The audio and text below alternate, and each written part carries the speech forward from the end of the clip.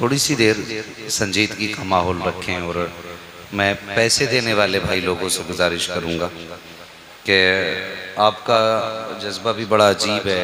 मैंने देखा कि जब भाग के आप लोग आते हैं ना, तो कम से कम इस छोटी मखलूक का भी ख्याल रखा करें।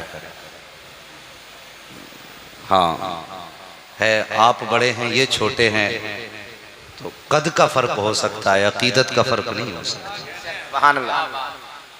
समझ लें, कद का फ़र्क हो सकता है, अकीदत में फ़र्क नहीं हो सकता है। अगर कोई नंबर देने बैठ जाए कि आशिक तुम ज़्यादा हो या ये ज़्यादा है, तो यकीनन तुमसे 3 नंबर ज़्यादा ही मिलेंगे। बेशक सुभान अल्लाह।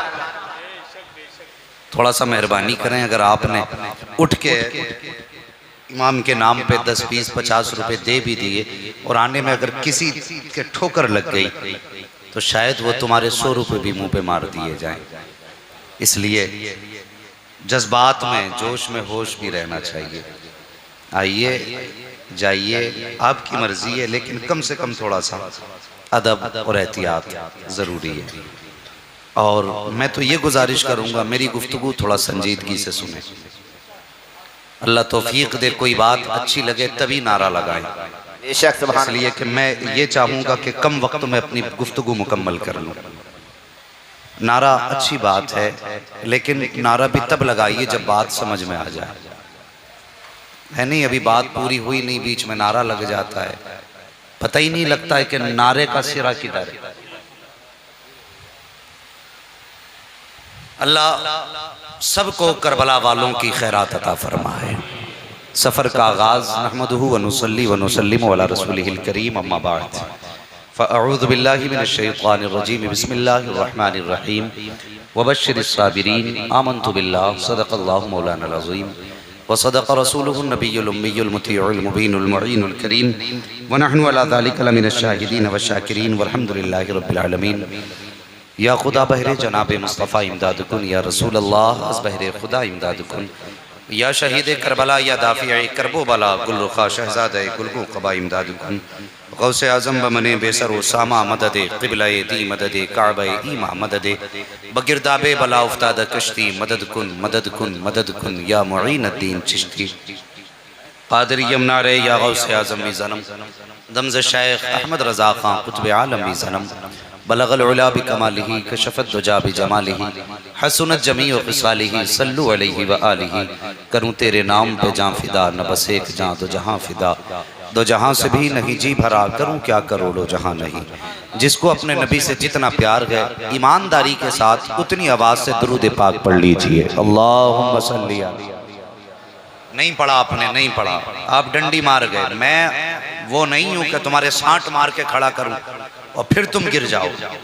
मर्जी तुम्हारी है, अभी आपको सिर्फ दुरूद पाक पढ़ना है। फिर अपना एक उसूल है कि आने दो या डुबो दो, अब तो तुम्हारी जानिब सुभान अल्लाह। कश्ती तुम्ही पे छोड़ी, लंगर उठा दिए। बस कम से कम आपको एक बार दुरूद पाक मोहब्बत से सुनाना है। पढ़िए ज़रा, अल्लाहुम्मा सल्ली अला सय्यदिना व शफीइना व नबिय्यिना मौलाना मुहम्मदिन मअदिनिल जूदि वल करम व आलिहि व अस्हाबिहि व बारिक व सल्लिम सलातun व सलामुन अलैका या रसूल अल्लाह सल्लल्लाहु तआला अलैहि वसल्लम। करबला का मुफस्सल मुदल्लल बयान आपने शहादत तक हज़रत अल्लामा मौलाना फ़ुरक़ान रज़ा मंज़री साहिब से सुना, और माशाअल्लाह नात ख़ानी का हक़ अदा किया भी भाई फ़हीम अख्तर साहब क़िबला ने, और नक़ाबत के जो फ़राइज़ को अंजाम दे रहे हैं हमारे हसन भाई, माशाअल्लाह ये ख़ुद में एक जलसे की कामयाबी की ज़मानत हुआ करते हैं। बस आपने इतनी मेहनतें की, इन उलमाए इकराम को बुलाया, ये सजावट, ये रोशनी, ये इंतज़ाम, ये एहतमाम, मौलाना साहब मिसबाई साहब, क्या नाम है उनका, मौलाना अब्दुल वकील साहब, माशाअल्लाह, अल्लाह ताला इनको भी जज़ाए खैर अता फरमाए। इन्होंने उलमाए इकराम के खाने पीने का इंतज़ाम किया। हम सिर्फ दुआ दे सकते हैं, बदला नहीं दे सकते। आज तुमने उनके मेहमानों के खाने का इंतज़ाम किया है, इंशाअल्लाह क़यामत में इसका सिला तुम्हें करबला वाले हुसैन अता फरमाएंगे। अपने पास कुछ नहीं है, बस कह सकते हैं अल्लाह आपको जज़ाए खैर दे। अरकान कमेटी जिन्होंने इस महफिल पाक को सजाया बड़े खुश नसीब हैं, अल्लाह ताला उनको भी जज़ाए खैर दे। मेंबर शरीफ पे आप देख रहे हैं हज़रत अल्लामा मौलाना मुफ्ती बिलाल साहब जो आपके उमरी के अंदर प्रिंसिपल हैं एक मदरसे के माशाअल्लाह, और ये हाफिज़ क़ारी मौलाना नसीम साहब ये हमारी बस्ती के हैं, और ये मेंबर शरीफ पर उलमा इकराम के नूरानी चेहरे हैं। बस ये खादिम भी हाजिर खिदमत है। मैं वैसी शायरी तो नहीं कर सकता जैसी हमारे फ़हीम भाई ने की है या हसान भाई ने की है, बस एक शेर से अपने सफ़र का आगाज़ करता हूँ। आला हज़रत इमाम इश्क़ मोहब्बत फ़ख्रे ज़मीन व ज़मन सरमाए इल्म फ़न शाह इमाम अहमद रज़ा ख़ान फ़ाज़िल बरेलवी फरमाते हैं, तेरी नस्ल पाक में है बच्चा बच्चा नूर का, तू है ऐने नूर तेरा सब घराना नूर का।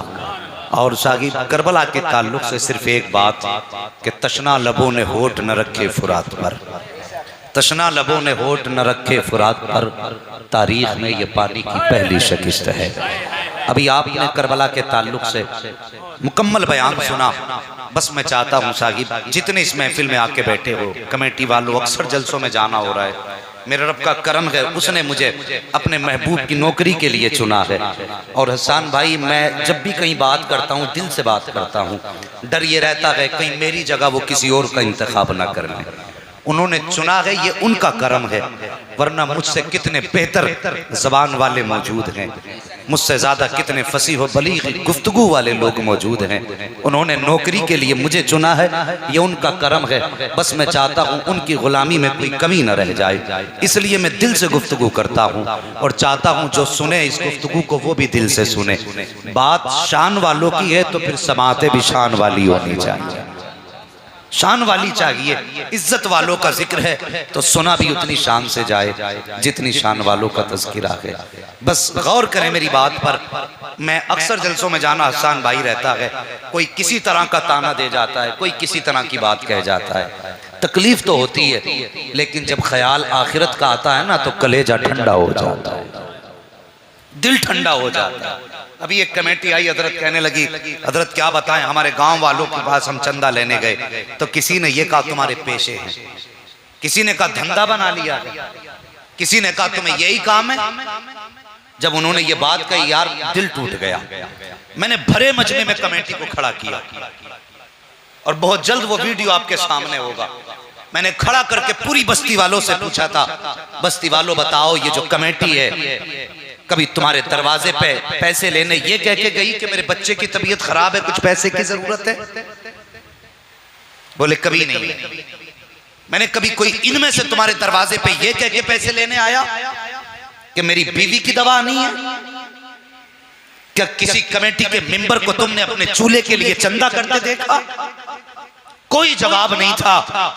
और यार ये कौम तो इतनी गैरतदार है, लोगों ने लॉकडाउन में देखा कितने घरों में 4-4 दिन चूल्हे न जले लेकिन जबान पे कोई शिकवा नहीं आया है, कितने दिनों तक लोगों के बच्चों ने फाके किए हैं लेकिन चेहरा देखने वालों ने अंदाजा नहीं लगाया कि इस बच्चे ने कब से नहीं खाया है। और यार हम तो उस गरीब नवाज के मानने वाले हैं जिसका बेटा मकतब जाता है तो चक्कर खा के गिरे। बच्चों ने कहा था बताओ तो सही बेटा तुम्हें चक्कर क्यों आया? बच्चे ने कहा था हमारे घर में 8 दिन से खाना नहीं बना है, आज भूख की वजह से चक्कर आ गया, कमजोरी ने खड़ा न होने दिया, इस कमजोरी की वजह से गिर गया। अल्लाह अकबर। जब ये ख्याल आया है कि कमजोरी की वजह से गरीब नवाज का बेटा गिरा है, लोगों ने दस्तरखान फैला दिए, गरीब नवाज की चौखट पर दस्तरखानों की लाइन थी, तरह तरह के इनामात थे। गरीब नवाज ने दरवाजा खोला, क्या देखते हैं दूर तक खानों के दस्तरखान है।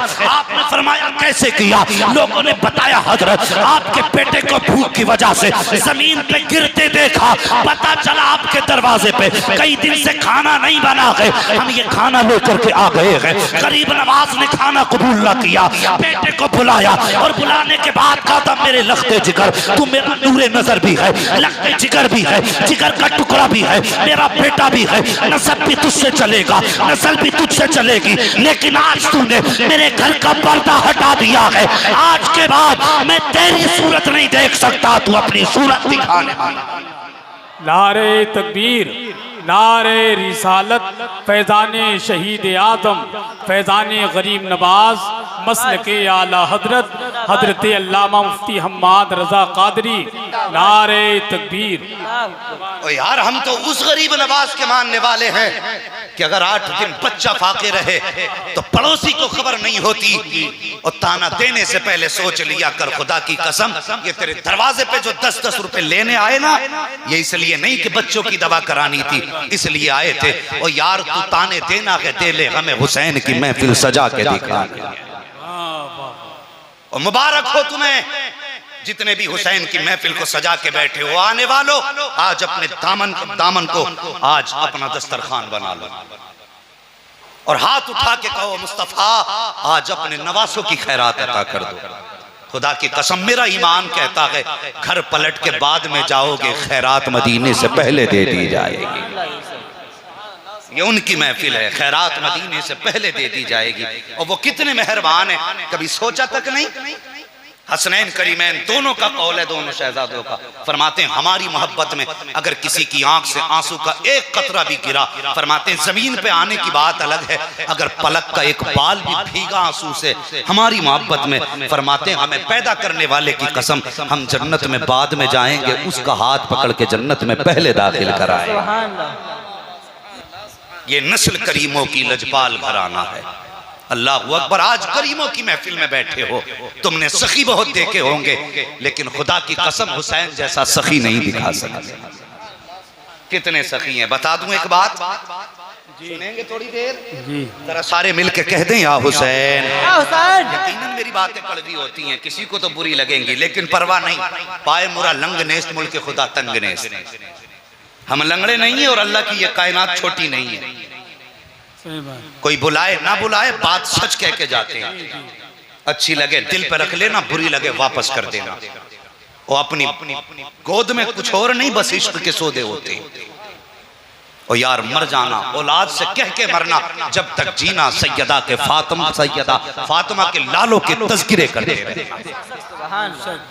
पूरी कायनात भी अगर कुर्बान कर देना हम तो मेरे हुसैन के असगर के खून के एक कतरे का हक अदा नहीं हो सकता। उनके शहजादे के कतरे खून का एक कतरा जो गिरा उसका भी हक अदा नहीं कर सकते हम। और किस बात पे अकड़े हमें, किस बात पे इतरा रहे हैं। और बदलो यार अभी दिल ही ठीक नहीं हमारे, हद हो गई, इतराने की इंतहा हो गई। हम लोग समझते क्या अपने आप को देख। यमन का एक बादशाह हुआ, ये बात मैं अक्सर बताता हूं। यमन में एक बादशाह हुआ, जब उसका इंतकाल होने लगा उसकी कुर्सी पे उसका बेटा बैठा। बेटे का नाम था तैयब। क्या नाम था? नाम याद कर लो बेटे, वो मेरे बच्चों याद करो, अल्लाह तुम्हारे माँ बाप को सलामत रखे। और यार इस उम्र में बिस्तर में लेटा होना चाहिए था बच्चों को। और यार किसी का तो प्यार है जो उठने नहीं दे रहा, किसी की तो चाहत है जो जगह छोड़ने नहीं दे रही, और कोई तो है जो अपनी महफिल में पकड़ के बैठा है। अगर मैं कहूँ कौन है तो आवाज आएगी, महबूब की महफिल को महबूब सजाते हैं, आते हैं वही जिनको सरकार बुलाते हैं। यार कोई तो रिश्ता है जो हिलने नहीं बहुत देता। अच्छा, बहुत अच्छा, बहुत कोई तो है जो घर जाने नहीं देता। हर किसी को बाप प्यारा है, हर बच्चे को माँ प्यारी है। पूछ इस समाज से, अगर बच्चा रात को 1 घंटे के लिए गायब हो जाए माँ बेकरार हो जाती है, दुनिया सो गई मेरा बेटा नहीं आया। लेकिन पूछो इन बच्चों से, अभी तक माँ ने कोई पैगाम नहीं भेजा है और न इन बच्चों को माँ की याद आई है। पता चला कोई तो रिश्ता है जो माँ से भी ज्यादा प्यारा है, बाप से भी ज्यादा। वही तो चाहत है जो हर चाहत से ज्यादा गहरी है। और ख्याल करो भाई, अल्लाह नस्लें आबाद करे तुम्हारी, उनसे प्यार करना और उनके नाम पे अपनी जानें भी अगर कुर्बान कर दें तो गुलामी का हक अदा नहीं कर सकते, नहीं कर सकते गुलामी का हक। तैयब बैठा ना, जरा तवज्जो करें, उसने बैठते ही सबसे पहले हुक्म दिया पुरानी फौज खत्म की जाए।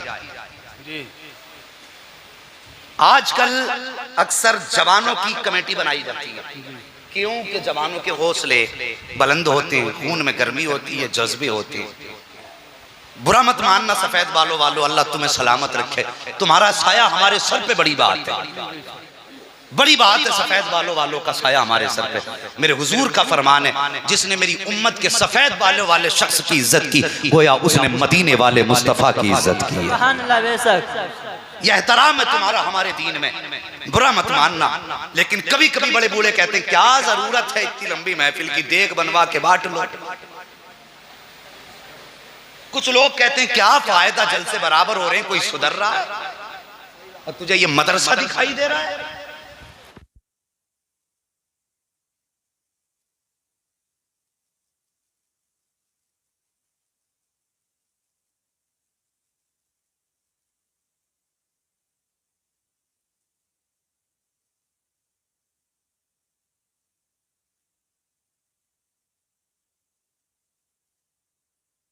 और हमारे मुकाबले में आए हो, हमारे पास देखो ऊंट ज़िबा हो रहे हैं, शोरबे के प्यालों पे प्याले पिए जा रहे हैं, हम पाए खा रहे हैं और हम नल्ली खा रहे हैं, हड्डियां तोड़ रहे हैं। तुम्हारे पास क्या है?